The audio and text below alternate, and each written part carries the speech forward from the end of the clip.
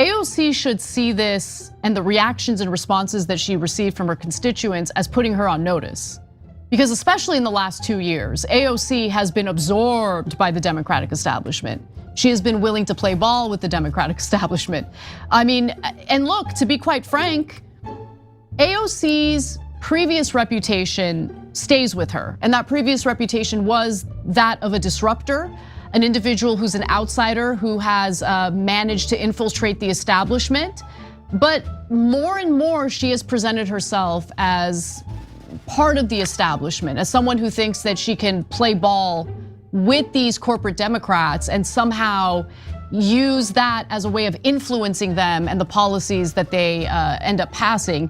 That doesn't work, it just doesn't. And so she should see this as a warning. What's going on, guys? We gotta react to this video where the wokest of them all, MSDNC's Joy Reid and AOC, are having a conversation here trying to discuss why Trump won and why Kamala Harris was such a miserable failure. Okay, as you guys know, this was a resounding sweep by Teflon Don, where he took the popular vote in all 7 swing states. Now, the Democrats had polling to suggest that this would be the case, but of course they lied and gaslit. I even looked at AI, and even AI was saying, oh, Kamala's gonna win because of the polls.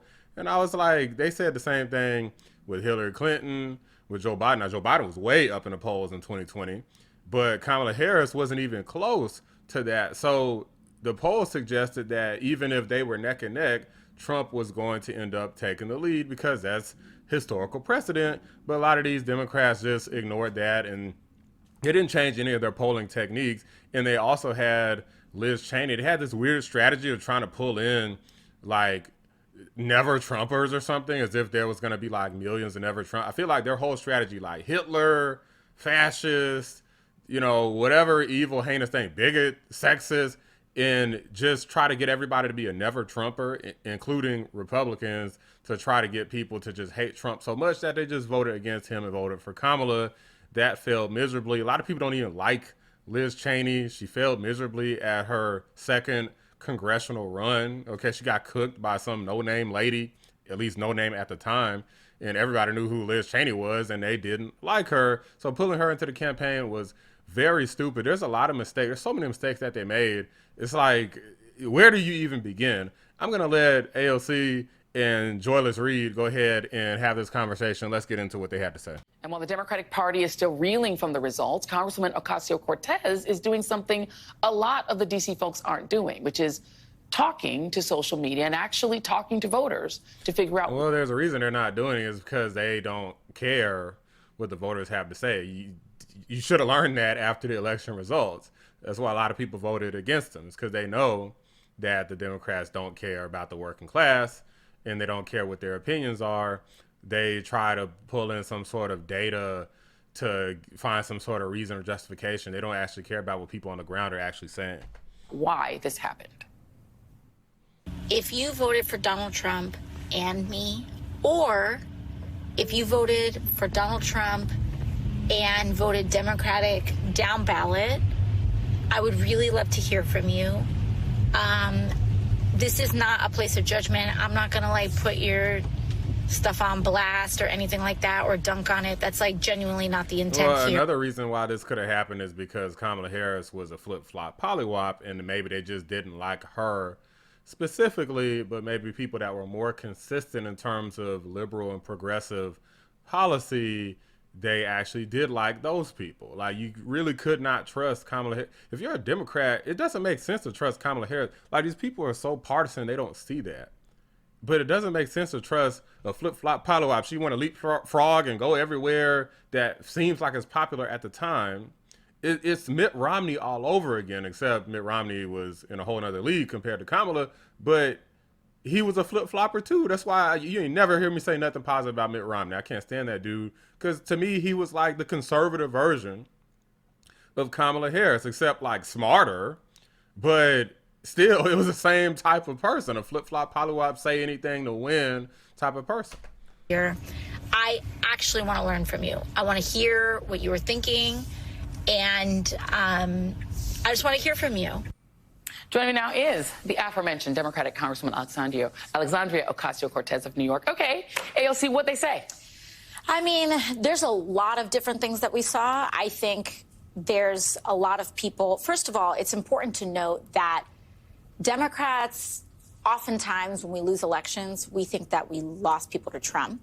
And that is true in circumstances, but they don't look enough at the fact that we also lost people to the couch. But when it comes to people who split their ticket, I think a lot of people cited several different things. One is there is universal frustration in this country, much of it I actually think justified, that is raging at a political establishment that centers corporate interests, billionaires, and puts their needs ahead of the needs of working Americans.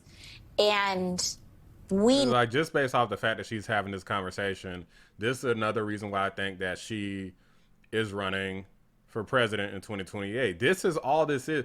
Why would she be the only person out here saying this? It's not because she just cares so much.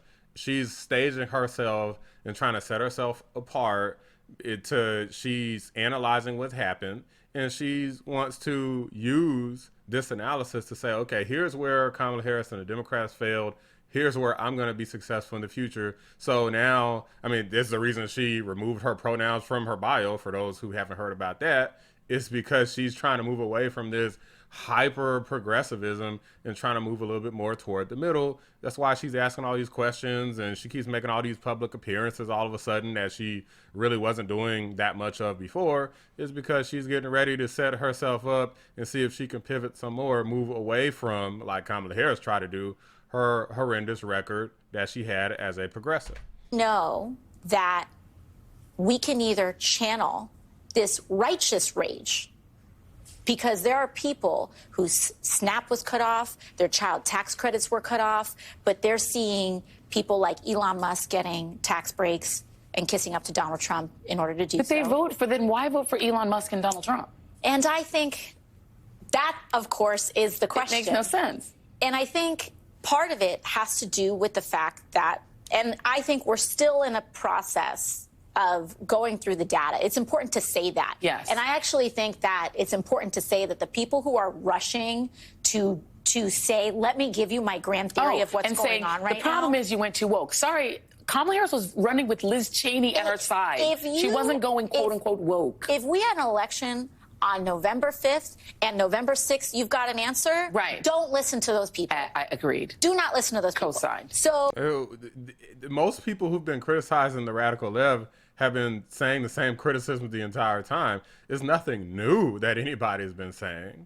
So yeah, I had an answer on November 5th and November 6th because I've had an answer all year long. The entire time this channel has been up since September of 23.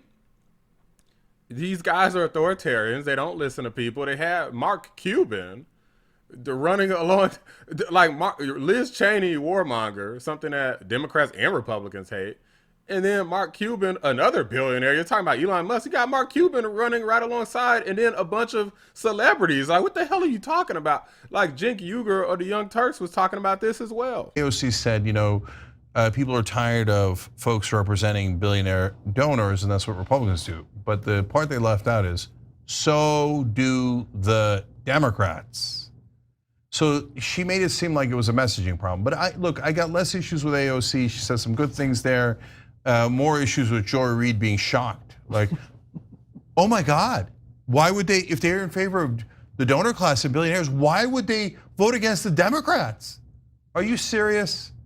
The Democrats brag about how they're for the donors. Kamala Harris said, I got 90 corporate CEOs. I got 90 corporate CEOs. They signed a letter and Mark Cuban, go on TV. Mark Cuban's like, oh, she loves corporations. Now, don't that price gouging thing, we didn't mean any of that. The housing prices, oh, who cares about housing prices? She loves corporate CEOs. She loves Liz Cheney. She loves Dick Cheney, okay? And so, and you think the Democrats don't do, where do you think they got the $1 billion? A lot of grassroots donations, definitely.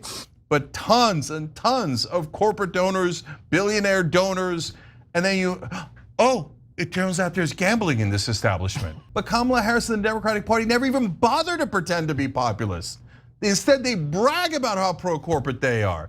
And then Joy Reid is flummoxed after the election that, oh my God, why would anybody vote against Democrats if they're against billionaires and donors? She stops at the water's edge, and that's what drives me crazy about her.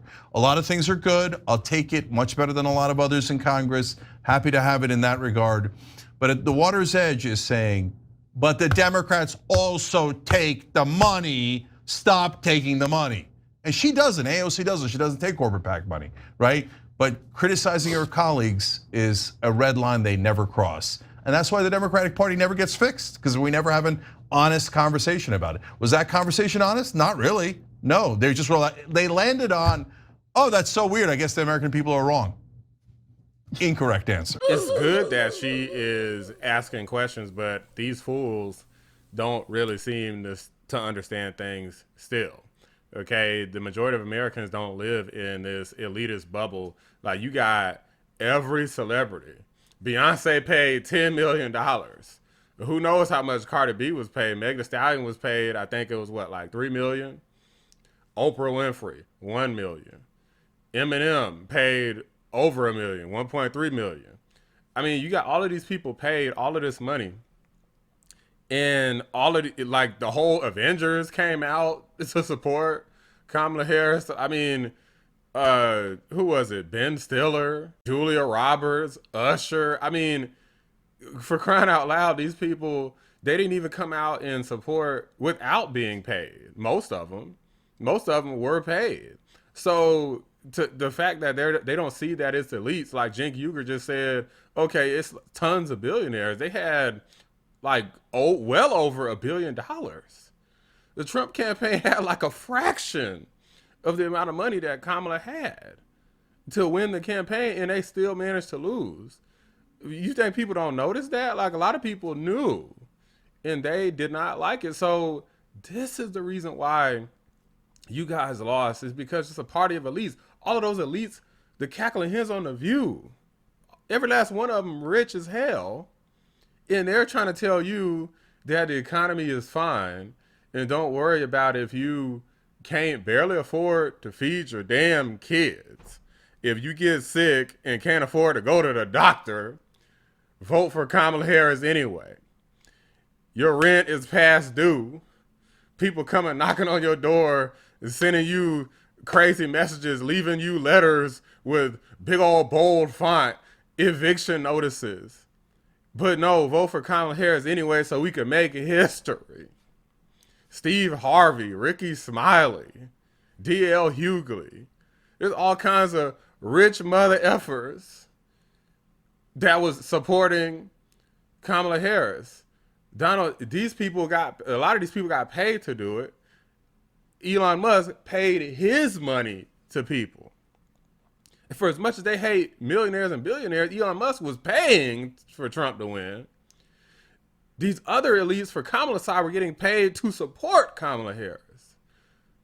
See the difference? I'm not convinced that they understand the assignment, okay? But those are just my thoughts. Let me know what you guys think. Drop a like on the video. Subscribe to the channel if you're new. I appreciate you watching the Black Anomaly Rising channel. I'm out. So who's the real AOC? I don't know. I know who she used to be. Was a terrific person and a rebel and an outsider. I know who she is now. But who is she going to be in this next term and for the rest of her career? And that's going to be a pivotal question for her. And as she makes that decision, she should keep in mind that this election offered the strongest and sharpest rebuke of Democratic leadership that, I mean, I've seen in my career, in my adult life. Donald Trump won the popular vote. Like, let that sink in.